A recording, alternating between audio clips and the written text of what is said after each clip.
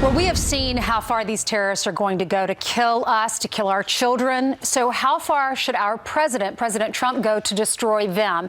Here to react to this and to his message this morning, our panel, we have Ryan Mauro, that is with the Clarion Project, national security analyst, and we have former Pentagon official Michael Makovsky. Thank you both for being with us. Thank you. Ryan, how do you answer that? We've seen how far these terrorists are going to go. What does our president need to go to obliterate them, in his words? Sure. Well, we saw him speaking in Saudi Arabia, and there were some moments that were real standouts. I would say it was the closest he might come to a tear down this wall moment. But it was a call to action, not a plan to action. We needed to have the Islamist ideology and its infrastructure dismantled. I want to hear a plan about how to stop the mosques, the radical funding of those mosques, the radical Islamic schools. But some of the language that you just saw was also very helpful when he's calling the terrorists losers. That's actually impactful because it's this idea of success that enables them to recruit and say, Allah is blessing us. All right, so Michael, what does the president's plan need to be then? Look, I think the president's rhetoric and the symbolism of the trip has been excellent. To translate that into policy, I think he needs to confront our dubious allies in this fight against terror. For instance, in Riyadh, he met the Qatari head, and I think we need to tell the Qataris that if they continue to support terrorism and radical Islam, then we'll relocate our military assets from that country that is protecting them. And I think to the Palestinian Authority, he needs to tell them that if they continue to sponsor, finance, and reward terror, that we're going to reduce the several hundred millions of dollars of aid that we give them. Well, Benjamin Netanyahu did touch on that, and so did our president. I know you're the CEO of the Jewish Institute for the National Security of America. The president was there at the Holocaust Memorial, at the Israel Museum, and also, as we've seen, with the Prime Minister of Israel. Did he have a strong enough message to the Palestinian Prime Minister after he went into the West Bank area and did meet with him?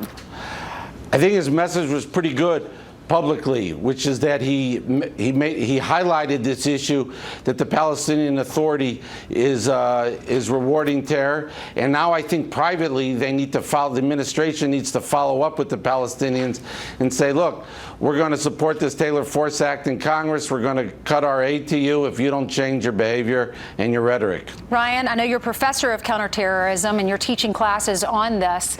What would be your advice to the president to make sure something like this Ariana Grande concert doesn't happen here?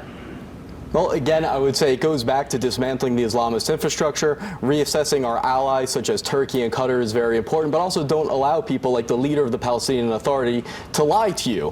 When he says that he's creating a culture of peace for the children, that is a lie. It's not spin, a difference of opinion. It is a lie, and we need to respond to it. How do you change that ideology, though? Well, first of all, you can cut off funding to these entities that are brainwashing children. And we have to look at the polls. Just look at the polls. When you look at Palestinian opinion, the majority not only desire the destruction of Israel, they believe it is possible. And that's because of the concessions that they get in response to their violence. Yeah, they're teaching kids. They're teaching kids at an early age to do this and to be terrorists. But why are we still funding them, Ryan?